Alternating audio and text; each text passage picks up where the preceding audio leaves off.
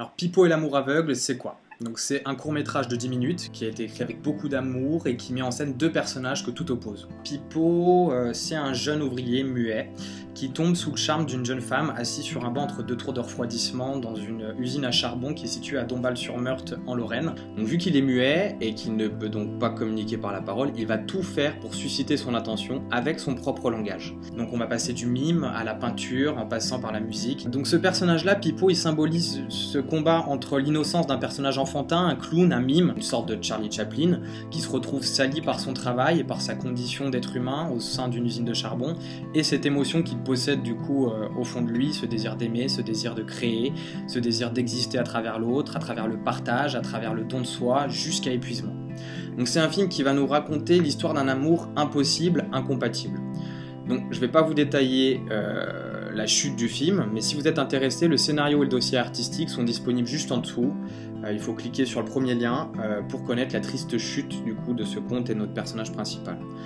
C'est un scénario que j'ai écrit il y a 6 ans et que j'ai retouché au fil des années pour le peaufiner, pour le rendre plus subtil, moins complexe, afin que tout le monde, tout public confondu, puisse y trouver sa propre définition. Alors pourquoi je passe par Get Up et Fais ton truc? Tout simplement parce qu'on a déjà envoyé ce scénario dans beaucoup de sites de production basés à Paris et ça ne coïncide pas, ce n'est pas dans leur ligne éditoriale. C'est peut-être parce que c'est un film qui est trop hybride, trop onirique, une histoire et un univers qui ne rentrent pas vraiment dans une case bien précise, bien spécifique. Mais bon, maintenant je dois le faire et pour le faire j'ai besoin d'un réel soutien financier. J'ai déjà réalisé 3 courts-métrages autofinancés qui sont disponibles sur les liens ci-dessous via les plateformes Ulule. Mais pour ce film-là, il faut vraiment qu'on se donne les moyens de faire ce film comme il se doit. L'univers que Pipo va créer pour séduire cette jeune femme doit être crédible. Il faut plonger le spectateur dans un tourbillon d'émotions. Par exemple, à un moment, il y aura un décor peint par Pipo qui va s'animer comme par magie derrière la jeune femme pour remplacer le décor des usines.